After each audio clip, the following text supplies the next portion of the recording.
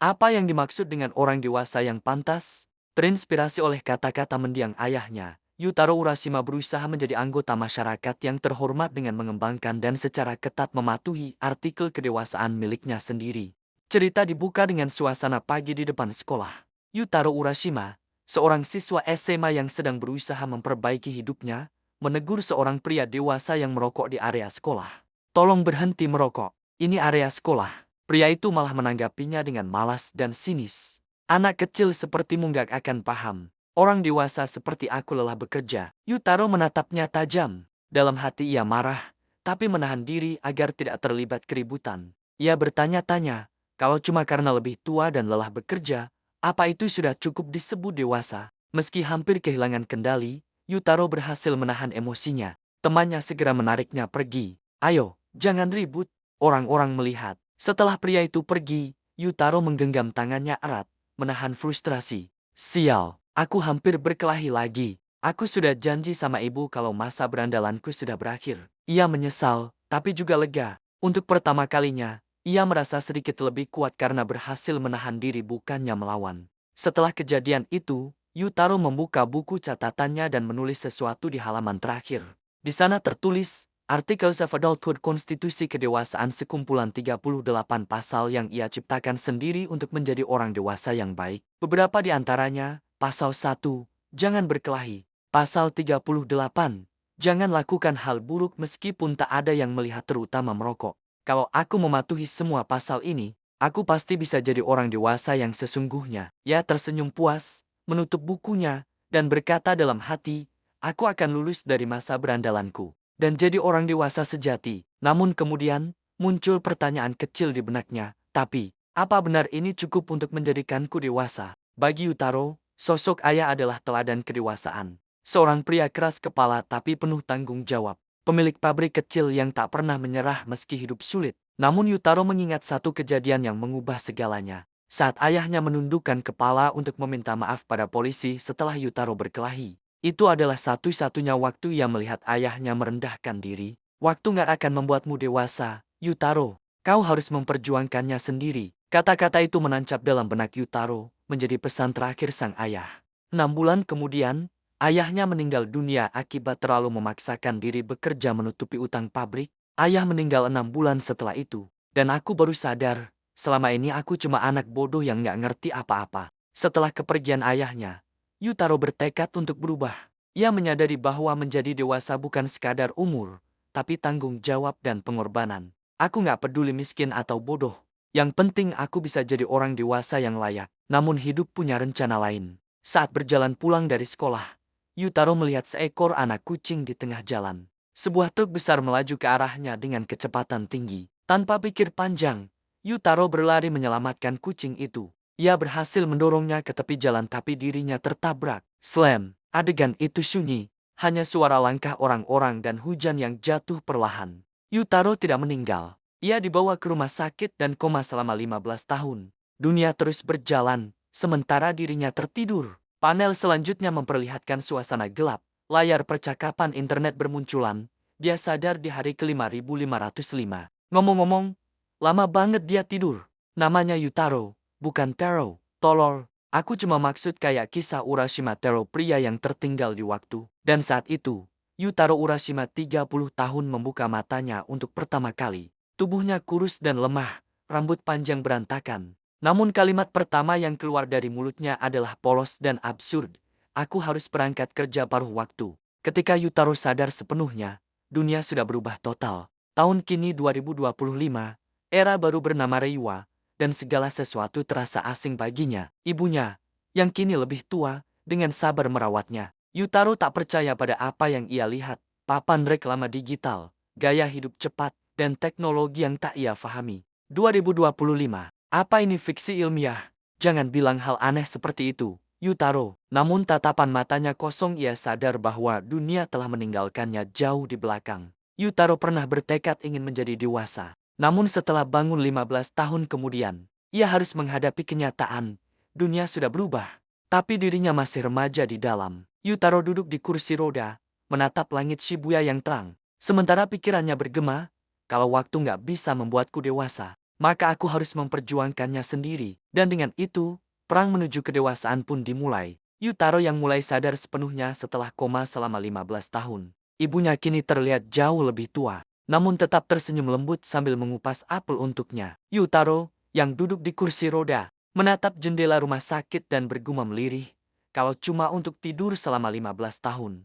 Lebih baik aku mati saja. Ibunya terdiam sejenak, lalu menjawab dengan nada tegas tapi penuh kasih, "Jangan bicara seperti itu, Yutaro." Yutaro merasa bersalah karena biaya rumah sakit yang pasti besar, dan kesedihan ibunya yang harus hidup dengan harapan selama bertahun-tahun. Tapi sang ibu menjelaskan, "Kita berhasil membayar semuanya lewat donasi dan crowdfunding." Yutaro kebingungan. Crowdfunding. Ibunya menjelaskan bahwa kini ada sistem yang memungkinkan orang-orang menyumbang secara online untuk membantu orang lain. Bahkan, banyak orang yang menyumbang untuk Yutaro, anak laki-laki yang dulu menyelamatkan seekor kucing. Di internet, nama Yutaro dikenal sebagai legenda, tragedi anak baik hati. Donasi 50.000 yen dapat foto bersama Yutaro. Yutaro kaget melihat betapa publik masih mengingatnya. Ia bahkan merasa malu menjadi simbol kebaikan dunia maya. Di malam hari, Yutaro membaca koran dan artikel lama yang ibunya simpan rapi setiap potongan berita tentang dirinya. Ia menemukan foto seorang pria bernama Isamu Kuroda, karyawan yang dulu menelpon ambulans saat kecelakaan terjadi. Kuroda diinterview dan berkata, "Aku cuma menelpon ambulans." Pahlawan sejati adalah anak itu, dia mengorbankan dirinya untuk menyelamatkan kehidupan kecil. Kuroda bahkan mengadopsi kucing yang Yutaro selamatkan. Saat membaca itu, Yutaro terdiam. Matanya berkaca-kaca. "Ayah, aku melakukan hal yang benar, kan?" Ia memandangi langit malam dari jendela kamar rumah sakit, teringat pesan terakhir sang ayah. "Waktu tidak akan membuatmu dewasa, kau harus memperjuangkannya sendiri." Yutaro berbisik pada dirinya sendiri, "Kalau begitu, aku akan mulai lagi dari awal." Beberapa waktu kemudian, Yutaro diperbolehkan pulang. Ibunya mengantarnya dengan penuh perhatian dan berkata tegas, "Kamu belum boleh keluar rumah dulu, fokus pada kesehatanmu." "Mengerti?" Yutaro tersenyum kecil. "Mengerti, hati-hati di jalan, Bu." Saat ibunya pergi bekerja, Yutaro menatap sekeliling kamar barunya, sederhana tapi nyaman. Di dinding terdapat kertas besar bertuliskan, "I will be an adult," aku akan menjadi dewasa. Ia berdiri tegak dan berkata penuh semangat, "Hari ini, jalanku menuju kedewasaan sejati. Dimulai lagi dari awal." Namun, ia segera sadar bahwa hidupnya tak semudah itu. "Pendidikanku cuma sampai SMP. Aku 30 tahun dan pengangguran." Ia berpikir dengan serius, harus belajar dulu untuk ujian penyetaraan SMA. Tapi itu makan waktu. Kalau terlalu cepat, aku cuma akan tersesat lagi. Akhirnya ia memutuskan, mulai dari hal kecil dulu. "Aku akan masak makan malam untuk ibu." Yutaro berusaha memasak dengan resep yang ia temukan. Tapi tiba-tiba menyadari sesuatu. Sial, madunya habis. Saat itu bel apartemen berbunyi. Di luar, seorang nenek tetangga tersenyum hangat. "Hai, aku Kudo dari kamar sebelah. Aku dengar kamu baru pulang dari rumah sakit." Yutaro terkejut tapi segera membalas sopan. "Ah, iya, terima kasih banyak, Bu Kudo." Nenek itu menyerahkan sekantong buah dan madu, berkata dengan ceria, "Untuk merayakan kesembuhanmu. Semangat, ya." Yutaro menerima madu itu dan menatapnya lama. "Madu, tepat saat aku membutuhkannya." Ia tersenyum lembut, mungkin untuk pertama kalinya sejak sadar dari koma. "Aku harus membalas budi beliau suatu saat nanti." Keesokan harinya, Yutaro memberanikan diri keluar untuk pertama kali. Ia berjalan di tengah kota Tokyo yang modern, papan digital, gedung kaca, robot, dan semua orang sibuk dengan ponselnya. "Aku sudah 15 tahun nggak melihat Tokyo. Mobil masih sama, tapi gedungnya banyak berubah." Ia tertegun melihat sekelompok anak muda sibuk berfoto. 15 tahun lalu, kita semua heboh waktu iPhone pertama datang ke Jepang. Sekarang semua orang punya. Ia bahkan tak paham lagi bahasa zaman sekarang. Apa maksudnya likes? Kalau dikumpulin, dapat sesuatu, ya? Yutaro merasa seperti orang asing di kota sendiri. Yutaro memutuskan untuk mencari pekerjaan paruh waktu. Tapi semua tempat menolak. "Maaf, kami mencari orang dengan pengalaman modern." "Kamu gaptek banget, deh." Setelah ditolak 5 kali, ia kelelahan. 5 penolakan beruntun. "Apa nggak ada kerjaan yang bisa kulakukan?" Saat berjalan, ia melihat orang-orang memberi isyarat tangan berbentuk lingkaran, termasuk seorang pegawai dan nenek tetangganya kemarin. "Lingkaran, apa maksudnya?" Lalu ia melihat seorang wanita muda cantik di kafe tersenyum kepadanya, melakukan gestur yang sama, tanda oke. Wajahnya teduh, suaranya lembut. "Kau Urashima Taro yang legendaris itu, bukan? Yutaro salah tingkah. Wajahnya memerah. Apa kita pernah bertemu sebelumnya? Tidak, aku cuma sering dengar tentangmu. Wanita itu tersenyum, membuat Yutaro kikuk. Dalam hati, ia hanya bisa berpikir, dia cantik sekali. Misato menanyakan alasan Yutaro terburu-buru ingin bekerja. Dengan jujur, Yutaro menjawab bahwa menjadi dewasa tidak akan datang hanya dengan menunggu waktu berjalan. Ia harus memperjuangkannya sendiri karena ia telah berjanji pada dirinya sendiri untuk menjadi seseorang yang pantas disebut dewasa. Misato tersenyum lembut mendengar jawaban Yutaro. Ia mengatakan bahwa tidak apa-apa jika seseorang ingin tumbuh perlahan. Kamu bisa mengambilnya sedikit lebih pelan, katanya. Namun Yutaro menunduk, menatap cangkir kopi yang baru saja ia minum.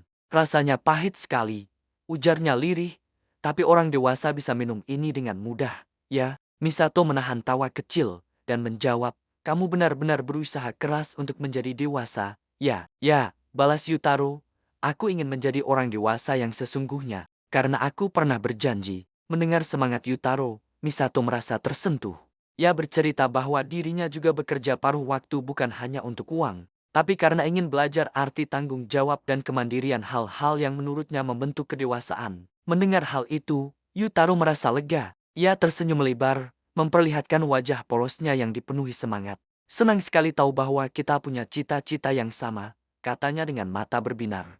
Kalau begitu, jawab Misato, mari kita berusaha menjadi orang dewasa yang keren bersama-sama. Benar, balas Yutaro penuh semangat sambil mengangkat tangan memberi isyarat oke. Meskipun Misato terlihat sedikit bingung dengan gestur konyol itu. Sebelum berpisah, Misato memperkenalkan diri, namaku Misato. Kembalilah kapan-kapan, aku akan bicara dengan manajer soal lamaranmu. Malamnya, Yutaro berbaring di kamar kosnya yang sederhana. Ia menatap langit-langit sambil mengulang nama itu dalam hati, Misato. Senyum tipis muncul di wajahnya. Ia membayangkan bisa bekerja bersama wanita itu. Kalau aku bisa bekerja dengan gadis manis seperti dia, pikirnya, hidup ini akan terasa berarti. Di dinding, ia menempelkan selembar kertas dengan tulisan besar, aku akan menjadi dewasa. Ia memandang tulisan itu lama, lalu menatap langit-langit sambil membayangkan sosok Misato yang berkata dengan suara lembut, ayo, kita jadi dewasa bersama. Kata-kata itu bergema di benaknya bukan dalam arti romantis semata,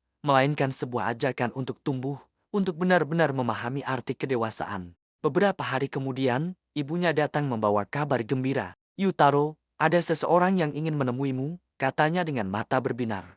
Siapa? Tanya Yutaro penasaran. Pria yang dulu menyelamatkanmu waktu kecelakaan. Namanya Isamu Kuroda. Dia tahu kau sudah sadar dan ingin bertemu langsung. Mendengar itu, Yutaro melonjak kegirangan. Benarkah? Aku harus berterima kasih padanya secara langsung. Ibunya tertawa. Tenang dulu, pastikan kamu tidak membuat malu. Ya, bawa hadiah kecil, mungkin manisan Jepang. Dan jangan lupa pakai jaket rapi. Namun, saat menyalakan televisi, Yutaro melihat wajah yang sangat dikenalnya di layar. Kuroda. Pria yang dulu menelpon ambulans untuk menyelamatkannya, kini telah menjadi politikus terkenal. Ia bahkan adalah pemimpin partai politik baru bernama Save the Cat Party, dengan slogan keadilan sejati untuk semua. Yutaro akhirnya bertemu Kuroda di sebuah restoran mewah. Kini pria itu bukan lagi seorang karyawan biasa, tapi anggota parlemen nasional yang disegani. Namun, sikapnya tetap hangat. Aku harus berterima kasih padamu, kata Yutaro dengan sopan.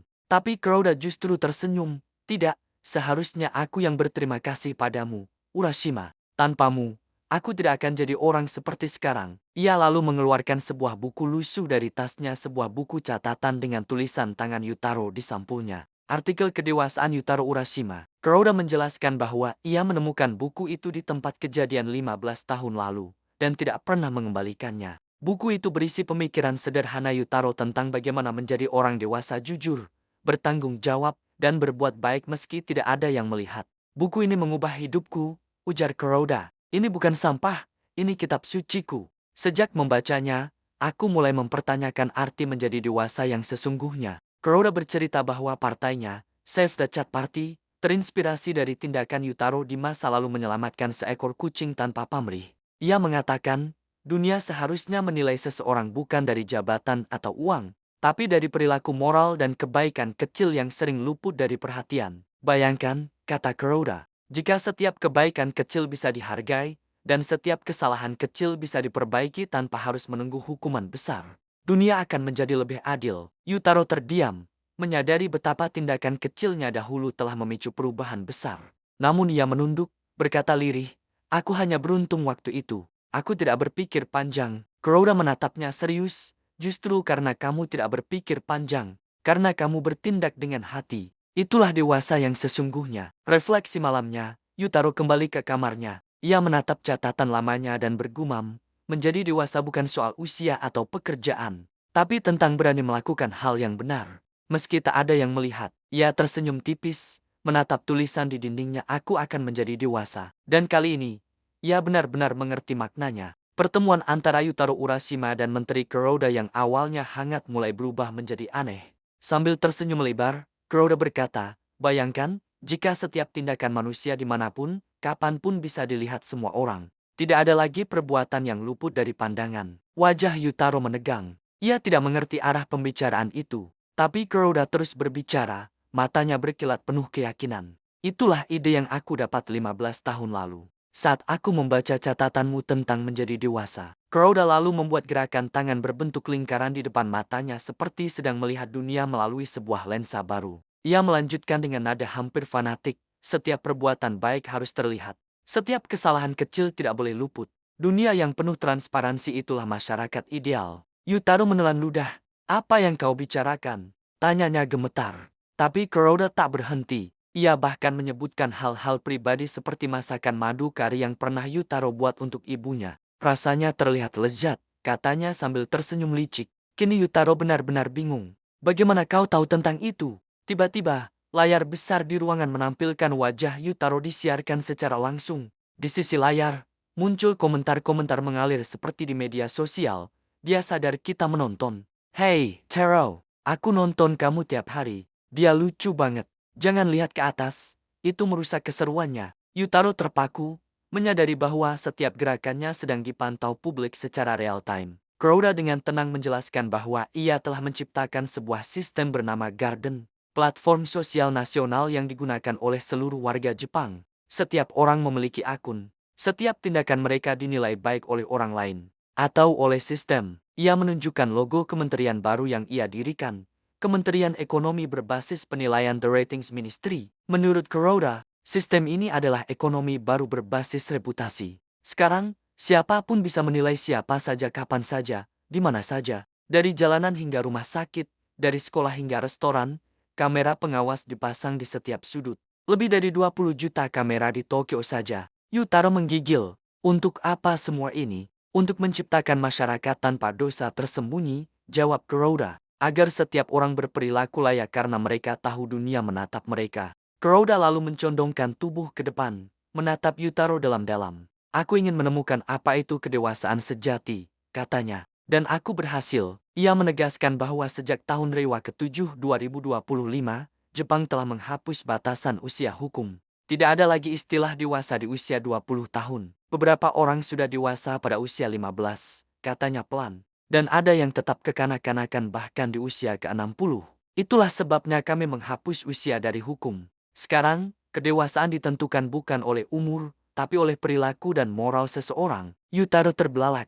Jadi, orang bisa disebut anak-anak selamanya jika dianggap belum dewasa? Benar, kata Kuroda. Dan negara inilah satu-satunya di dunia yang melakukannya. Kuroda bangkit dari kursinya, lalu mengeluarkan sebuah lencana logam berkilau dengan simbol kucing di tengahnya dan tulisan besar dewasa di atasnya. Ini adalah sertifikat kedewasaan negara, katanya dengan nada megah. Siapapun yang diakui sebagai dewasa oleh sistem ini mendapatkan simbol ini dan dengan itu, hak penuh sebagai warga negara. Layar besar di belakangnya menampilkan tulisan besar, War of the Adults. Kedewasaan kini bersertifikat negara. Kuroda lalu menatap Yutaro dengan ekspresi yang mencampurkan rasa bangga dan gila. Urashima, inilah dunia yang kau ciptakan. Yutaro membeku. Dunia yang dia banggakan dulu, impian untuk menjadi dewasa sejati, telah berubah menjadi rezim pengawasan total. Idealisme polosnya telah disalahartikan dan dijadikan pondasi bagi masyarakat distopia di mana nilai manusia diukur dari pandangan publik dan algoritma.